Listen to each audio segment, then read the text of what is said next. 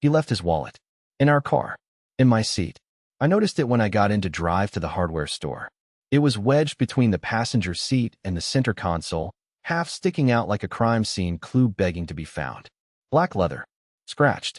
Worn. Not mine. Not hers either. I opened it without thinking. My hands moved faster than my brain. Inside were 2 crisp $20 bills, a Taco Bell punch card, an expired gym membership, and a driver's license. Trevor Kingsley. Age 38. I sat there for a full minute, reading his name over and over again like it would rearrange itself into something innocent. Trevor Kingsley. Trevor. T. That letter. That single letter she always used in her journaling app. I'd seen it once, months ago, in a locked folder on her phone I wasn't supposed to see. T makes me feel so alive. T kissed me behind the gallery.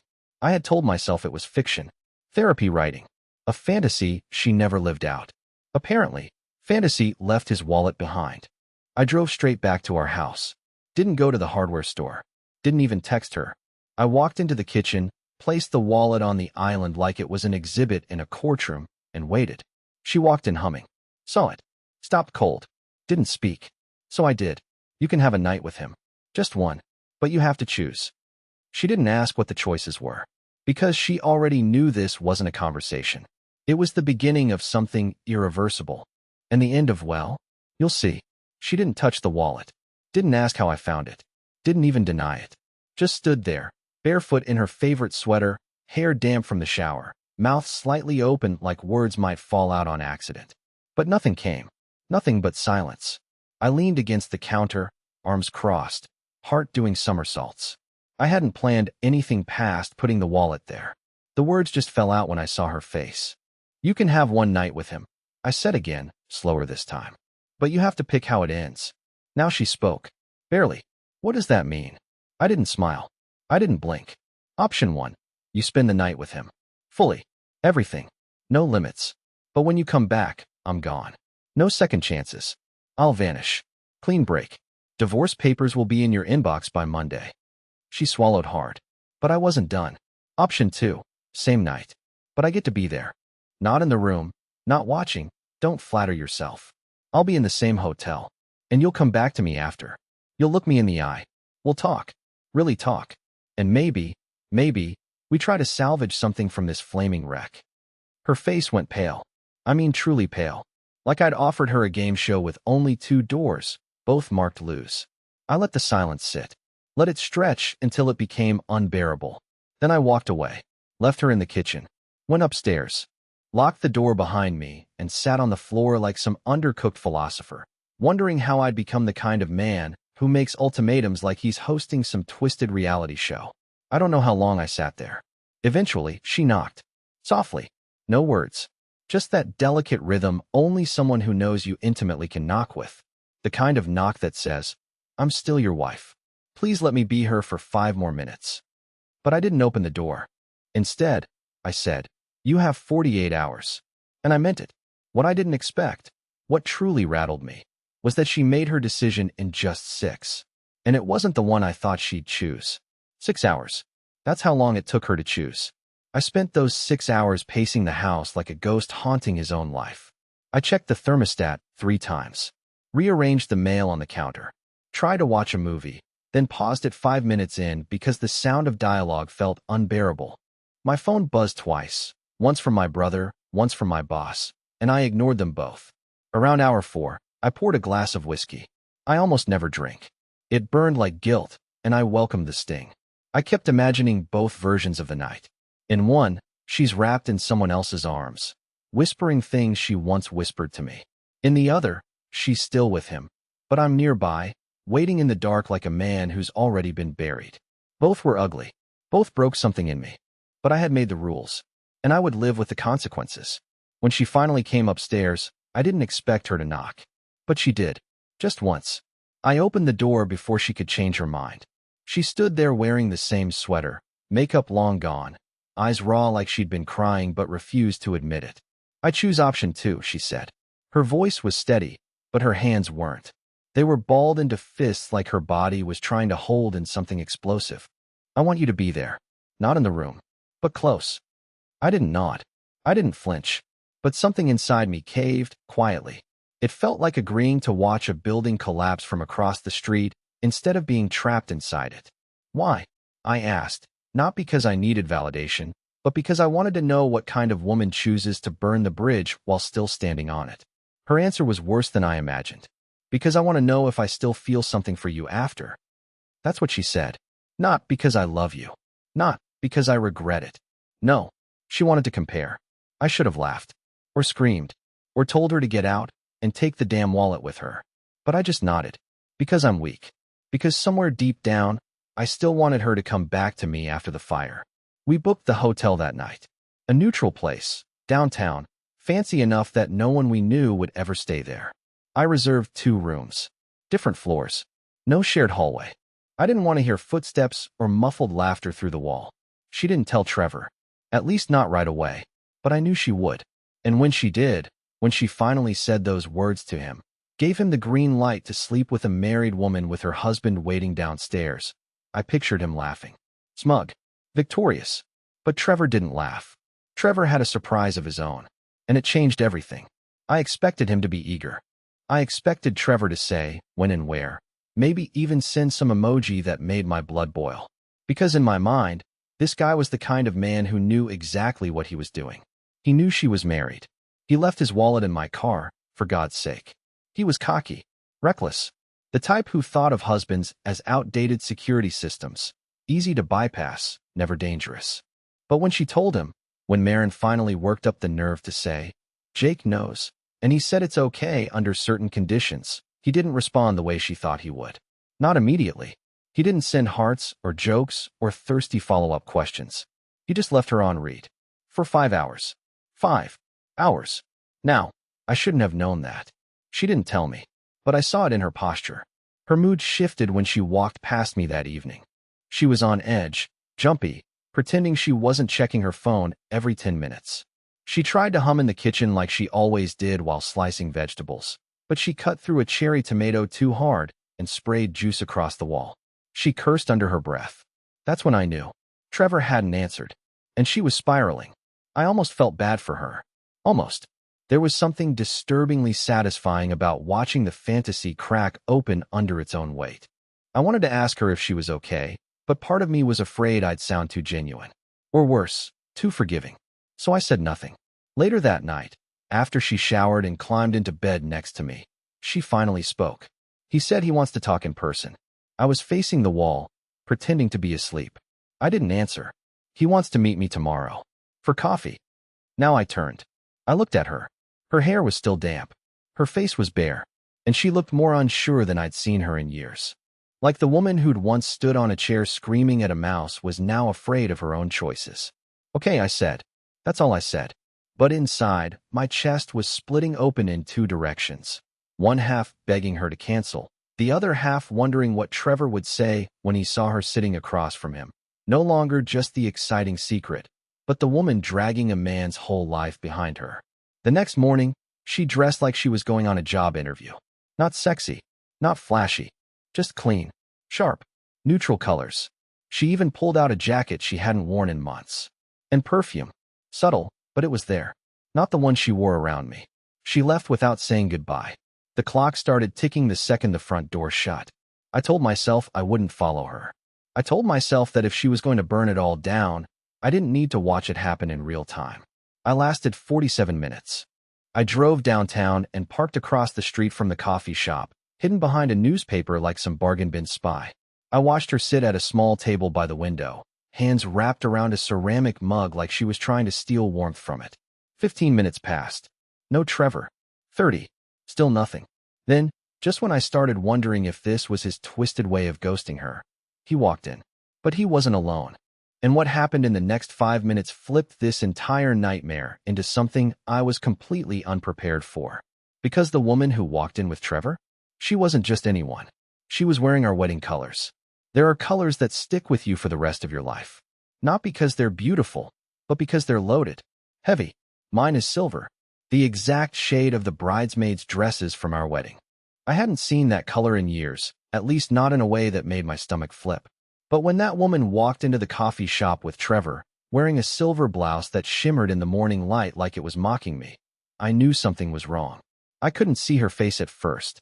She was tall, elegant, with that sharp posture people are either born with or forced into through dance school or heartbreak. She walked like she was supposed to be there. Like she wasn't just part of Trevor's life, but someone who belonged in the room. Trevor looked nervous. He pulled out her chair, and the way she touched his arm when she sat down, gentle but practiced, wasn't the touch of a hookup. It was ownership. Then she turned, and my breath caught in my throat. I knew her. Not personally. Not by name. But I'd seen her before. In photos. On Marin's phone. She was tagged in an album from last fall. A wine-tasting weekend in Sonoma that Marin said was just the girls. One of those blurry group selfies taken at sunset with everyone holding their glasses up and pretending they weren't on their seventh pour. This woman had been standing right next to Marin, arms around her waist like they were sisters. Her name in the tag had just been Lily. Trevor's wife? Girlfriend? I didn't know. But the way she looked at Marin when she finally noticed her sitting alone across the cafe, that told me everything. It was a look I've only seen once before. When my mother opened a letter from my father's mistress back in '98 and didn't speak for 2 full days. Lily froze.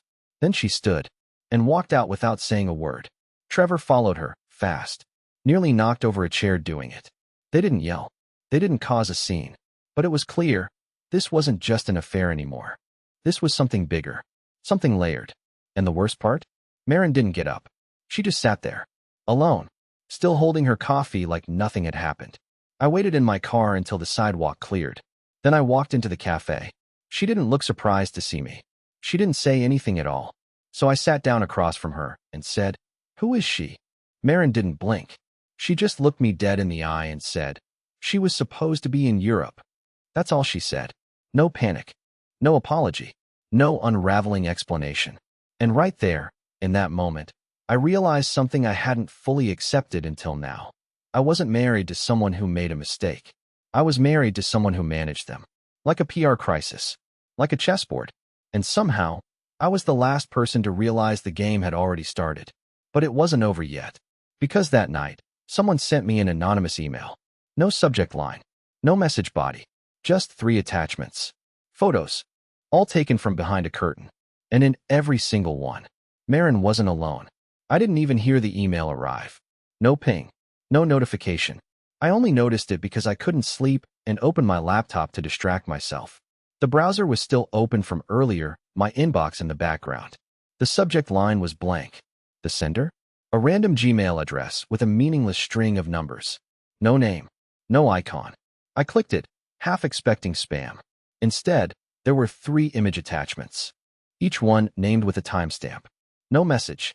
No explanation. Just a cold, silent gift from someone in the shadows. The first photo made my breath catch. It was taken through a hotel window. The angle was high, probably from an adjacent building. It showed Marin, standing on a balcony.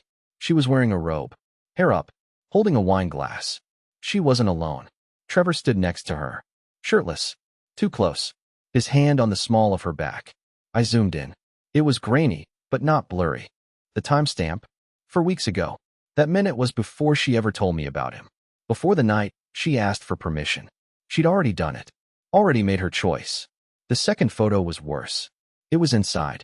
Dim lighting, hotel room curtains drawn, but the flash of a screen lit their faces. Marin was sitting on the edge of a bed, knees tucked up.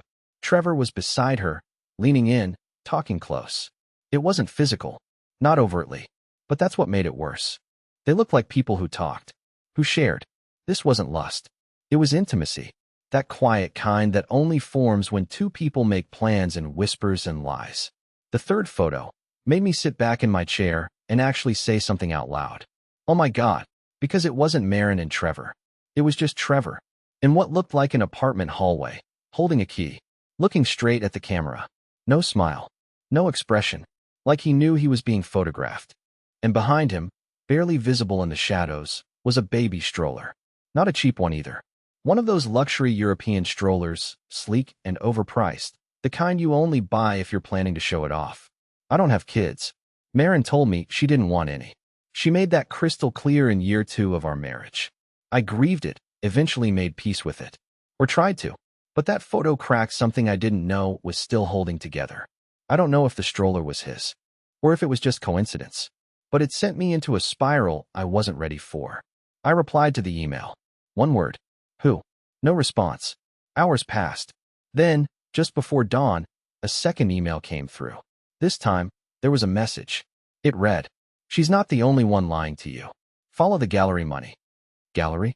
I didn't understand at first, but as soon as I saw that word, gallery, a memory surfaced. A name Marin had mentioned offhand 3 months ago. Some small modern art gallery that was doing a fundraiser she wanted to help with. I didn't think much of it. She liked art. She volunteered sometimes. I even drove her there once and waited in the car while she dropped off wine. It seemed innocent. But now it felt like code. I opened our joint bank account, started searching for donations, transfers, anything labeled gallery or similar. And then I saw it. A $4,800 payment.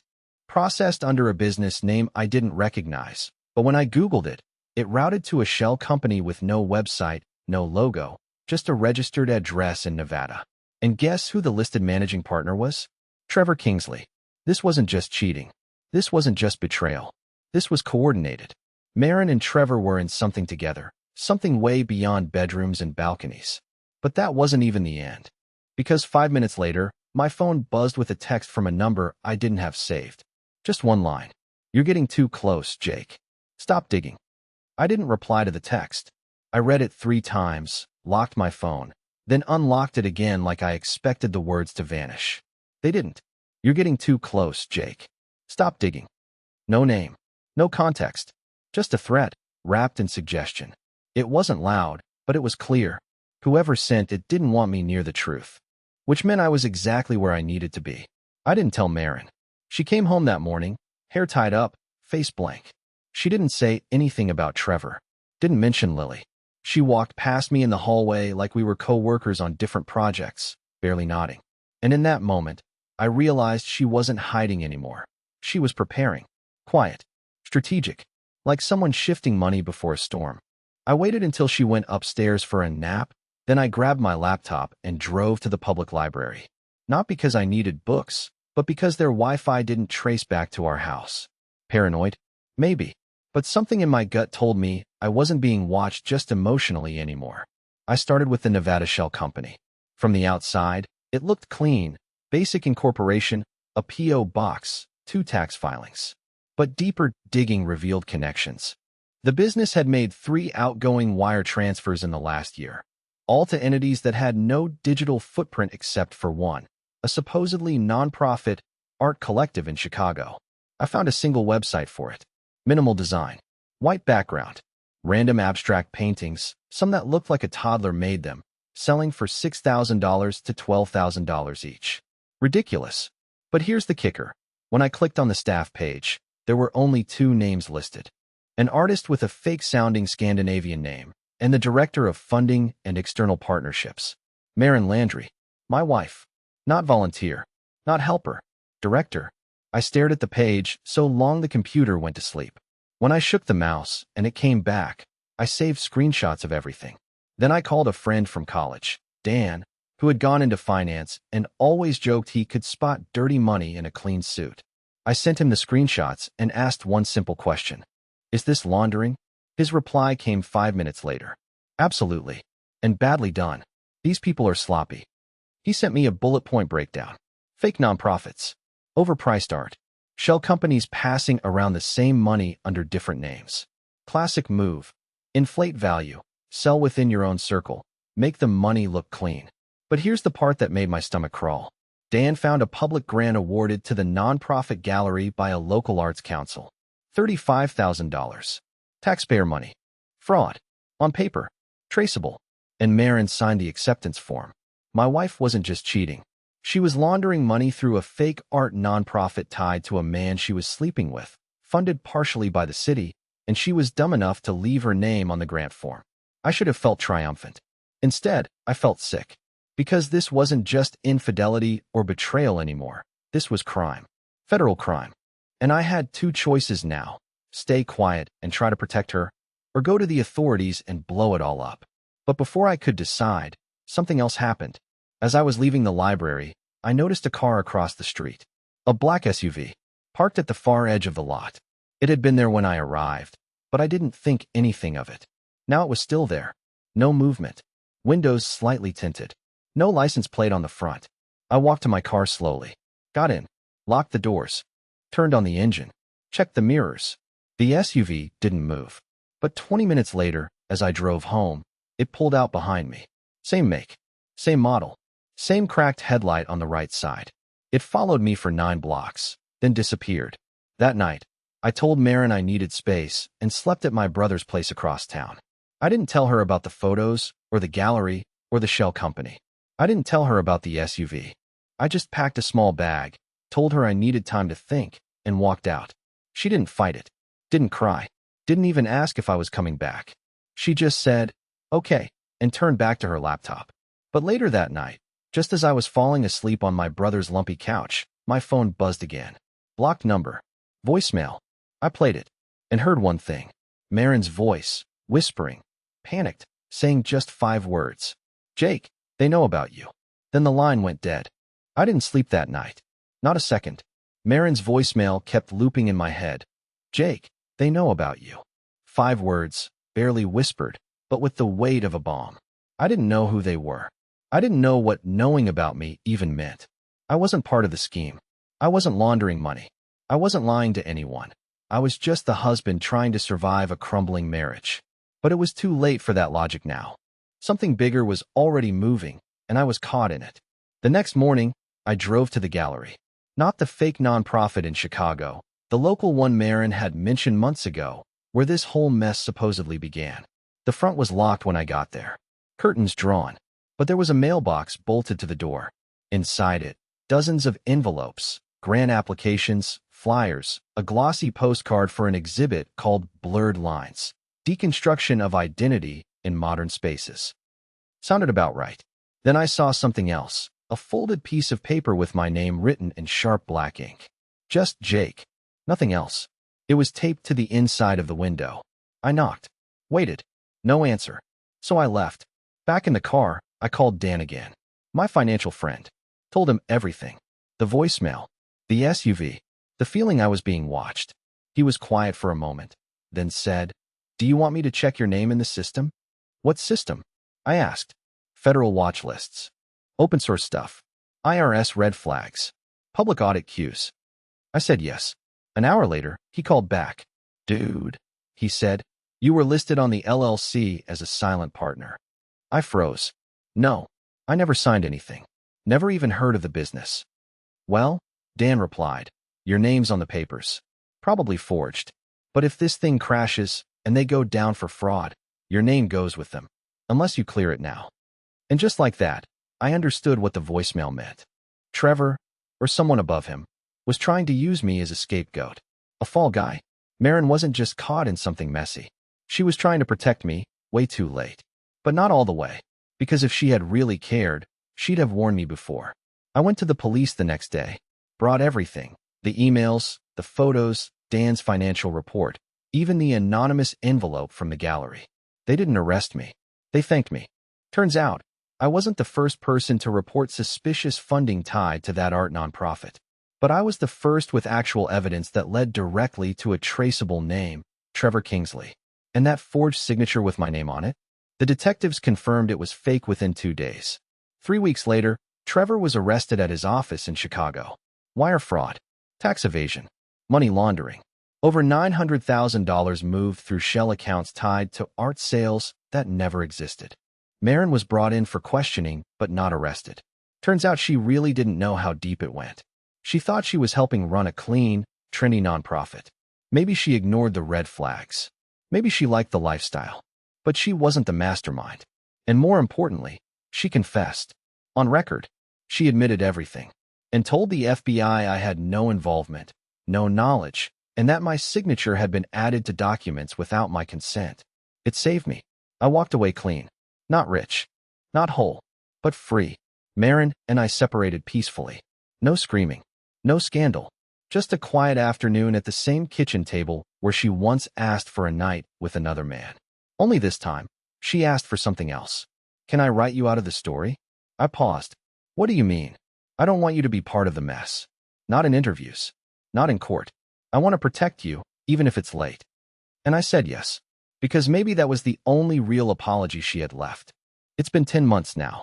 I've moved to a smaller city, got a new job at a local print shop. I bike to work. I started painting, of all things. Nothing fancy, just splashes of color that make me feel something again. I'm not bitter. I'm not angry. I still think about her sometimes. But mostly I think about how close I came to becoming someone else's shadow, and how good it feels to finally stand in my own light again.